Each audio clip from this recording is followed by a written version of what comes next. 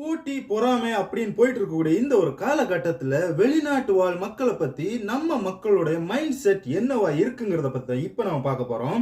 அவனுக்கு என்னப்பா, அவன் வெளிநாட்டுல இருக்கான், மாசம் லட்சக்கணக்கில் சம்பாதிக்கிறான் அப்படின்னு பேசுற நீங்க என்னைக்காச்சும் ஒரு நாள் அவனுக்கும் செலவு இருக்கு, அவனுக்கு ஒரு மாசம் எவ்வளவு செலவாகுது அப்படின்னு சிந்திச்சிருக்கீங்களா? இல்ல அதை பத்தி பேசிதான் இருக்கீங்களா? அந்த செலவை பத்தி தான் இப்ப நான் சொல்ல போறேன்.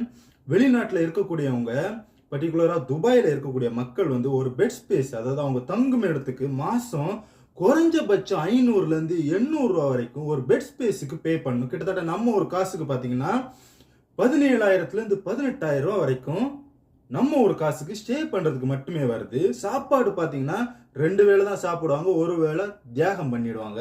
இந்த 2 வேளை சாப்பாடுக்கே ஒரு மாசம் 500ல இருந்து 600 ரூபாய் பே பண்ணணும். இதுவே 13,000ல இருந்து 14,000 வருது. இது கூட பாத்தீங்கன்னா டிராவல் எக்ஸ்பென்ஸ் அண்ட் இவனோட பர்சனல் செலவு அப்படின்னு கேல்குலேட் பண்ணி எவ்வளவு வருதுங்கிறத மறக்காம கமெண்ட்